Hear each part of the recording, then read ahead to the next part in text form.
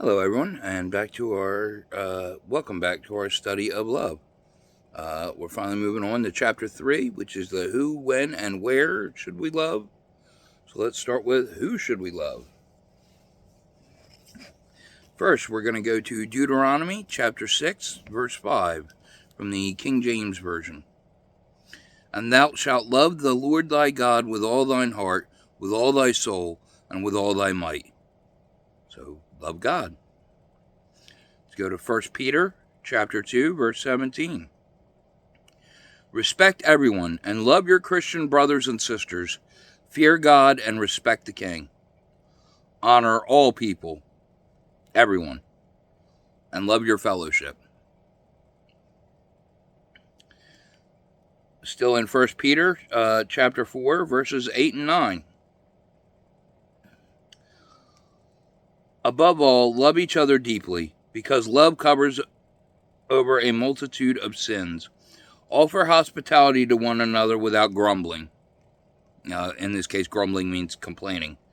Love one another earnestly.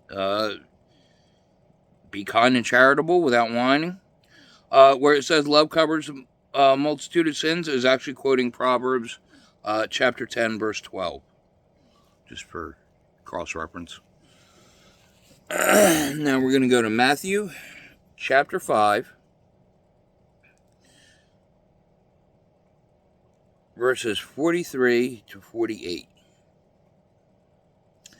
You have heard that it was said, you should love your neighbor and hate your enemy.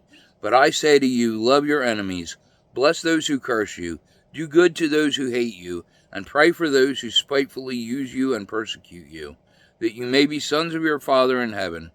For he makes his sun rise on the evil and on the good, and sends rain on the just and on the unjust. For if you love those who love you, what reward have you? Do not even the tax collectors do the same? And if you greet your brethren only, what do you do more than others? Do not even the tax collectors do so? Therefore you shall be perfect, just as your Father in heaven is perfect. So, we should love our enemies, even those who do not wish us well.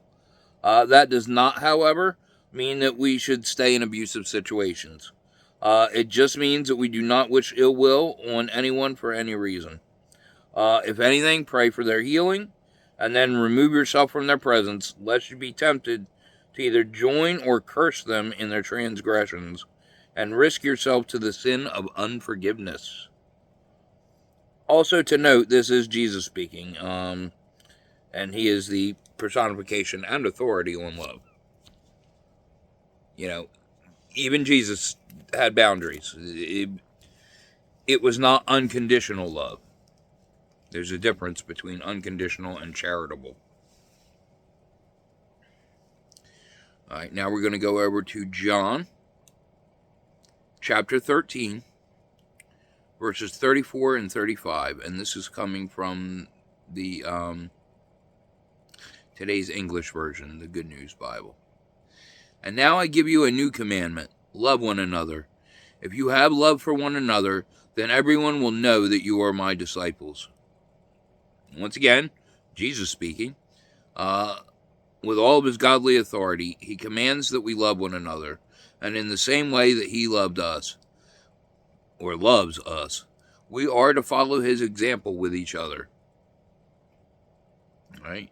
Now we're going to go over to Galatians chapter 6, verse 10. And this is coming out of the ESV, the English Standard Version. So then, as we have opportunity, let us do good to everyone, and especially to those who are the household of faith. All right, so in this verse, we're told to do good to all at every chance we have. Even if more so to those in our fellowship, it does say, as we have opportunity, let us do good to everyone. All right, so let's go to the questions for reflection. This is another one that got 4 instead of 3. Question number 55. For those that have not previously studied the Bible, does this change any pre- or misconceptions you had regarding the teachings within it? Question number 56. Have there been times that you have found it difficult to extend that kind of love to someone? What does that show you about how much strength it requires to be a loving individual versus the fallacy that kindness is weakness? Question number 57. Does this section of the study cause you to reflect on how you have shown love to whom previously in your life? What has it revealed to you about yourself? And question number 58.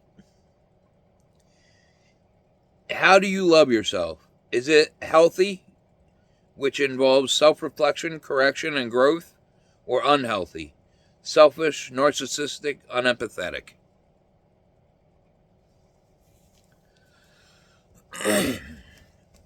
And that is going to do it for this section. I'll see you in the next one.